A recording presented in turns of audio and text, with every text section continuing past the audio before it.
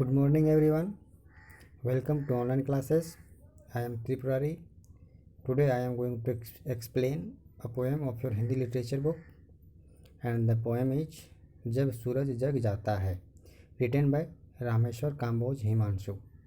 इस कविता में सूर्योदय होने के बाद क्या क्या प्रकृति में परिवर्तन होते हैं इसके बारे में बतलाया गया है।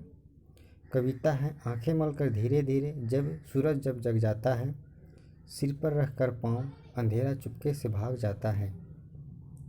अर्थात जब सूरज आंखें मलते हुए जगता है, मीन्स जब सूर्योदय होता है, तो प्रकृति में पहला परिवर्तन यह होता है कि अंधकार रूपी चादर ओढ़े रात चली जाती है और चारों तरफ उजाला छा जाता है।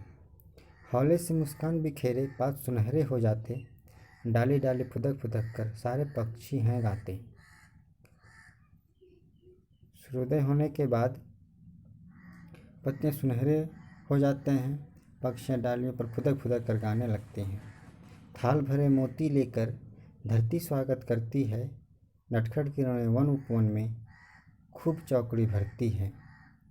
प्रातःकाल जब सूर्योदय होता है और प्रकाश की किरणें जब ओस पर पड़ती है, तो ऐसा लगता है जैसे कि धरती थालियों में मोती लिए सूर्य का स्वागत कर रही हो।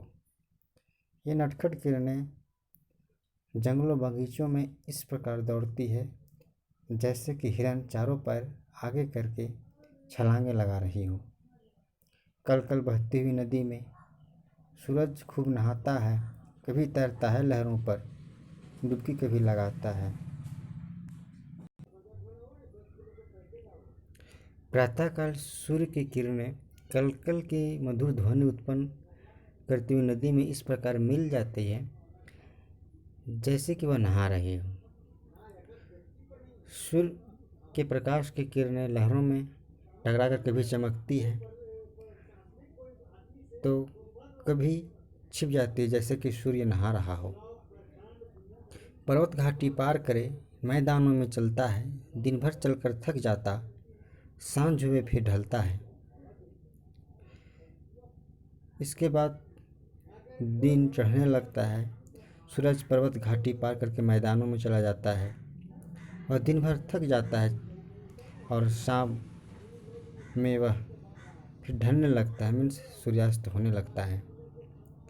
नींद उतरती आँखों में फिर सोने चल देता है, हमें उजाला दे करके कभी नहीं कुछ लेता है। नींद आते ही वह, उसकी आँखों में नींद उतरते ही वह सोने चल देता है, मीन्स फिर से रात कायम हो जाती है। हमें उजाला देकर वह बदले में हमसे वह कुछ भी नहीं मांगता है।